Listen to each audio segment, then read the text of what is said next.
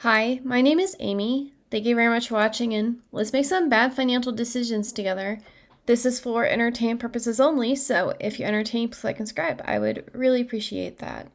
So, YieldMax has announced that they are launching CRCO, which is their single stock ETF based off of Circle, which is the Circle Internet Group. This is very far outside of what's been on my radar, so I actually had to go and look it up myself. Like, what even is Circle?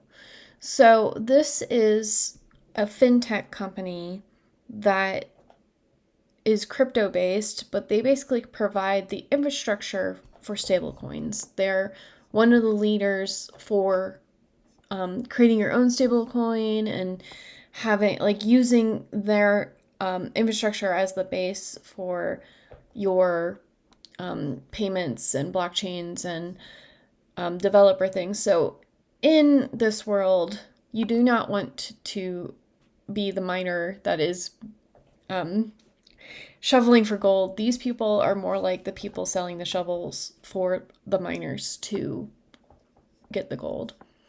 So I think that this is more of a like a business to business type of a company versus a Coinbase, which is focused more on like actual trading with assets, both just actual buying and selling of the coins. This is the infrastructure behind like how these blockchains are actually brought into existence.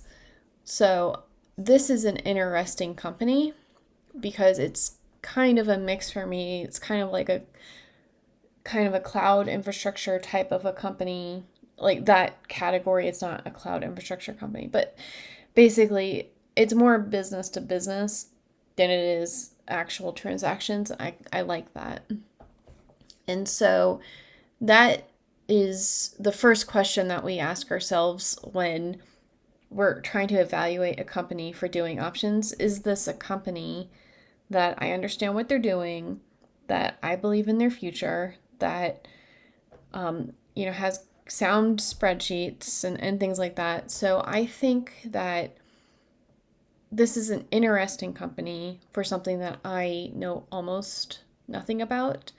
I think that there'll be a wider adoption of stable coins. I think that some of the major banking institutions are doing that for international transfers now anyway with XRP, right? So I think that there might be an arms race at some point for which stable coin is basically the world's reserve currency.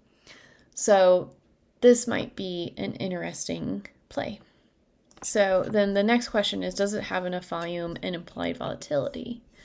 Well, if you try to compare it to Coinbase, because Circle does have multiple types of coins, but it's not exactly like Coinbase because Coinbase is the actual transactions, but Coinbase has a 62% implied volatility. Circle has a 79% implied volatility based off of it being just out of the money and 10 days from now. So it does have higher implied volatility than Coinbase because it's less established, it's in its growth phase. So it is something that you would have to know about and to take the chance on it. And so another thing that I kind of, as someone that's been covering this and paying attention, you want it to be the kind of company that stays within its Bollinger Band. And what I mean by that is you want it to go up and down because that creates the volatility that you need in order to get a premium. But you really don't want it to spike up too much, and you really don't want it to spike down too much. So if we just look, and this is kind of new, I'm pretty sure it just came out in June of this year. So basically, Circle spiked all the way up, and then it came really crashing down. And so it does have even like,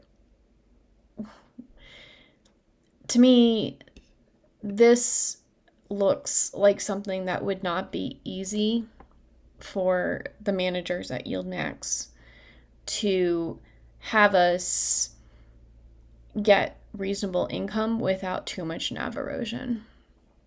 So with strategy, the implied volatility is high, but for the most part, it does stay within its Bollinger Band. So on the days that it does really good, the managers in the past have been able to capture most of the upside. And of course, on the downside, we do also have the price of Mr. going down. But I'm not as worried about strategy because I know about it. I've known about it longer.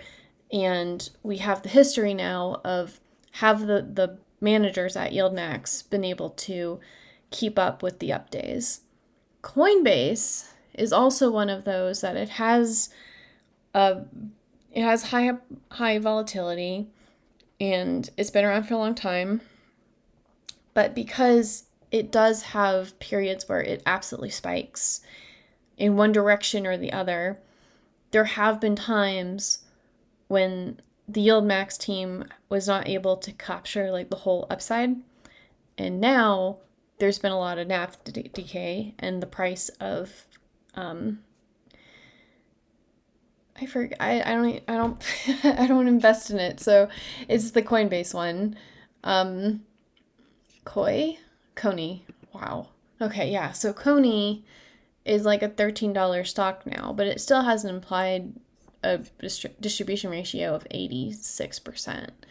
So this Circle, I'm not sure I feel the need to have this as an individual stock, but I will welcome it into YMAX. And it's already in LFGY. I just checked. So it's in LFGY where I think it would belong, because if the management team is able to keep up with the volatility of the stock and make sure that we don't lose too much of the upside, then it's going to be a great stock to own. But, this is just one of those I wouldn't buy out of the gate. Maybe we should look at it and keep track of it and see how it's going. It is in Group D, so if you are not interested in MicroStrategy anymore, or you want to diversify yourself in your a la carte, whatever you're doing with crypto, then it is an interesting prospect because it's diverse in that it's still crypto related, but it is a different segment of the crypto market that this is covering. So I like it in YMAX, I like it in LFGY, but I am not going to invest in this myself. But are you excited about this? Do you have you been covering, has Circle been in your peripheral vision of things that are on your radar to invest in? And I would like to thank Shane, Bill, Patriotic Spalling, BGP Automotive, in my opinion, Jetta, and Omega Werewolf X for being members. I really appreciate you, and I will talk to you all later. Bye.